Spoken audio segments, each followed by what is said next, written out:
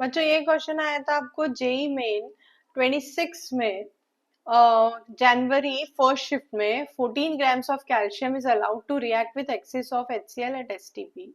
तो सबसे पहले हम इसकी एक बैलेंस्ड केमिकल इक्वेशन लिख लेंगे।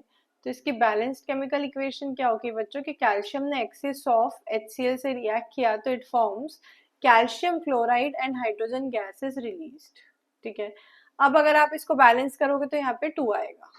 ठीक है, अब ये बोलता है कि आपको इनकरेक्ट स्टेटमेंट बताना है, जिसमें से इसने बोला है 0.35 mole of H2 gas is evolve, limiting reagent is calcium metal, hydrogen gas का वॉल्यूम और CaCl2 इज 33 ग्राम्स। तो हमके क्या करना है कि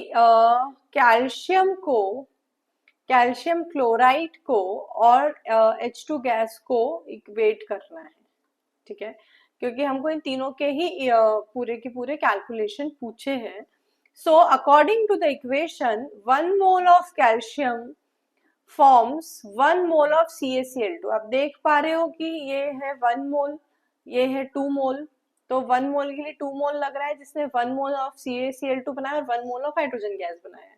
और हाइड्रोजन गैस भी कितनी हो गई बच्चों? 1 मोल। ठीक है, अब इसने 14 ग्राम्स कैल्शियम बोला है, तो 14 ग्राम्स कैल्शियम कितना मोल हो गया बच्चों? 14/40। तो 14/40 कितना हो गया आपका? 14/40 इज 0.35 मोल। ठीक है, तो 0.35 मोल कैल्शियम ने 0.35 मोल ही कैल्शियम क्लोराइड बनाया होगा, 0.35 मोल ही हाइड्रोजन गैस होगी, राइट? क्योंकि इन तीनों को 1 मोल हमने इक्वेट किया है, तो इनके मोल्स हमेशा इक्वल रहेंगे। क्लियर है आपको यहाँ तक? तो यहाँ पर अब इसने बोला है फर्स्ट कि 0.35 mole of hydrogen gas is evolve, ये स्टेटमेंट तो करेक्ट हो गया। लिमिटिंग रिएजेंट कैल्शियम मेटल है, ये भी करेक्ट हो गया। क्यों? क्योंकि HCl एक्सिस में है, तो calcium is limiting reagent, right? अब इसने बोला है कि हाइड्रोजन गैस 7.84 लीटर इवॉल्व है क्या, तो ये हम कैलकुलेट कर लेते हैं। तो अगर हाइड्रोजन गैस के मोल भी हम 0.35 मोल बोलेंगे बच्चों, तो उसको लीटर में करने के लिए हमको किससे मल्टीप्लाई करना पड़ेगा? Into 22.4 litres, right? तो आपका वॉल्यूम आ जाएगा यहाँ पर। और फिर कैल्शियम क्लोराइड कितना प्रोड्यूस हुआ है, तो ये भी कैल्शियम क्लोराइड भी कितना है यहाँ पर?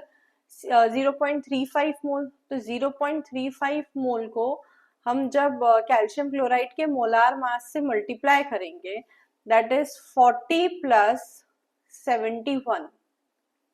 ठीक है बच्चों, तो आपका आंसर क्या आएगा ये आप कैलकुलेट करके रखिए, और फिर जो भी आपका इनकरेक्ट स्टेटमेंट होगा वो आपका आंसर होगा। क्लियर है?